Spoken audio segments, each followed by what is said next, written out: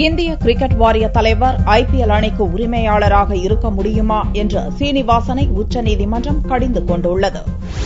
கடந்த 2013 IPL T20 cricket போட்டிகளில் spot fixing குற்றச்சாட்டு குறித்து விசாரித்த முகுல் முத்கல் கமிட்டி உச்சநீதிமன்றத்திடம் அளித்துள்ள அறிக்கையில் சீனிவாசன் எந்த முறைகேட்டிலும் ஈடுபடவில்லை என்று கூறியது. இதைத் தொடர்ந்து தன்னை இந்திய கிரிக்கெட் வாரிய தலைவர் பதவியில் அமர்த்த வேண்டுமென சீனிவாசன் சார்பில் உச்சநீதிமன்றத்தில் மனு செய்யப்பட்டது. இம்மனு T.S. தாக்கூர், இப்ராஹிம் கலிஃபுல்லா ஆகியோரை கொண்ட அமர்வு முன் திங்களன்று விசாரணைக்கு வந்தது.